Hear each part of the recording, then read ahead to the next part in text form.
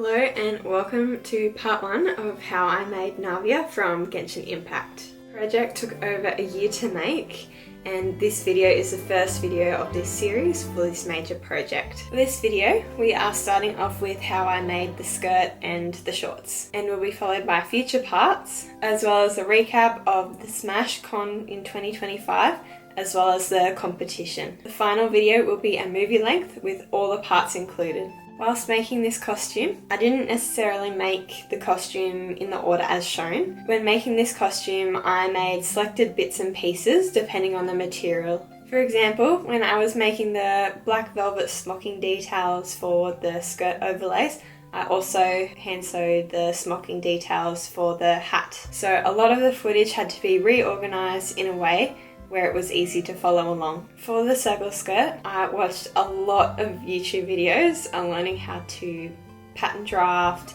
make my own patterns for both the circle skirt and the shorts. The design was heavily inspired by Anaelic's skirt and her undershorts for her Navia. And for those who don't know, Anaelic is a wonderful cosplayer, crafted person. For her own Navia, she won 3rd in a very big cosplay competition as well. For part of the Navia series, the skirt and the undershorts were the only parts that I self-patterned and self-drafted. All the other pieces I actually bought the patterns for from Anaelic. She has the entire cosplay patterns available on her store. These purchased patterns included patterns for the actual garment, as well as 3D printing files, heat transfer vinyl cutting files, as well as detailed instructions. As these patterns were only available in one size, I did have to adjust the patterns throughout the costume to get a tailored fit. Anyway, that's all for now. Let's get into the video. For the undershorts, I carefully laid out the pattern pieces and cut out 8 pieces. That included 4 front pieces and 4 back pieces. I then sewed the front and back pieces together, and I left the left side seam to sew the zip in later.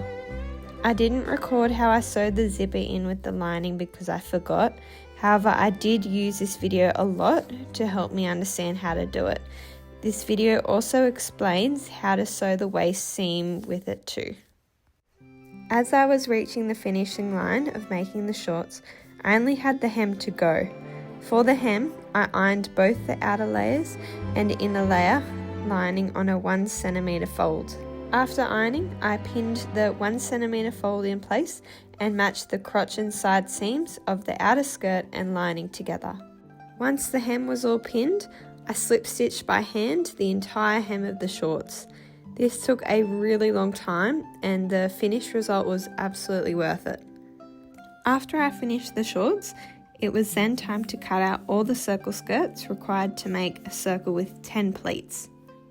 I cut a total of 3 circle skirts. I cut along the grain line on each and sewed them all together. I finished the open seams by folding each raw edge, then top stitching over the top. I have no idea what this technique is called, but it worked, so I went with it. The zipper edge I left as raw edges because I was learning. However, in hindsight, I'd probably finish the seam using a bias tape. I pleated 10 pleats around the entire skirt. This took quite a bit of time measuring and repleating to get even pleats, as I wanted to hide the seams to keep the side zip seam on the side. I basted the seams in place using my sewing machine. For the waistband, I decided to cut a buckram insert, as I knew the overlay skirt I would make would need a really strong base to attach onto. I cut a wide waistband out of satin, ironed the interfacing on it for extra support, then sewed the waistband onto the pleats with right sides together. I then carefully inserted the buckram into the waistband and clipped to hold it into place. I then stitched in the ditch to complete the waistband and tried the skirt on to see how it fit. I wasn't quite happy with how the waistband looks, despite on the finished cosplay it wouldn't be seen. It just didn't sit right with me, so I unpicked the stitch in the ditch and shifted the waistband seam behind the buckram, then stitched the waistband closed. This is what the inside of the skirt looks like at the waistband, and this is what the new waistband looks like. I was so much more happier with it now. The next step was to add the gold trim onto the skirt. I cut out multiple long pieces of gold PVC material. I sewed the gold trims onto the skirt hem, and just before I stitched in the ditch, I tried it on, and I did not like how the hem was sitting at all.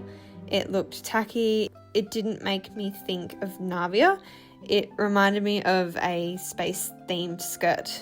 So I unpicked the entire trim off the hem and thought of another way I could make the gold trim work. I decided to make a bias trim out of gold satin. To start off, I cut out a large square of satin. Then I pinned the opposite corners to make one big triangle. I ironed the fold to make a crease, then cut along the crease to make 2 triangles. I pinned both triangles together to make a pointy B shape. I sewed the triangles at a 1 cm seam allowance.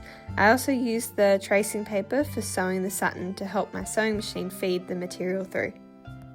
After sewing the 2 triangles together, I unfolded the satin piece into one giant diamond shape. I ironed the seam open, then I marked a 4.5 cm wide lines and crossed the entire diamond. After this, I pinned the diamond sides together in a way where the bias trim lines make a spiral. To do this, leave one strip open, then match all other strips. It's kind of hard to explain without any footage, so here's a diagram to help with understanding. Then I cut from one strip to all the way to the other and to make one big giant slinky. Also, be careful when cutting the bias strip. I cut through a bias strip and I had to fix it using iron-on interfacing. I used a bias tape maker and ironed the entire length of the bias tape. This took a super long time and I ended up with a lot of bias tape. I started pinning the bias tape around the hem of the skirt. Then I realised that was going to take forever, so I sewed the bias trim on and adjusted it as I sewed it on. Once I got to the end, I finished the stitch about 5 centimeters. I cut the bias tape making sure 1 centimeter overlapped for seam allowance and sewed the bias tape ends together. After this, I sewed the joining bias tape onto the white skirt.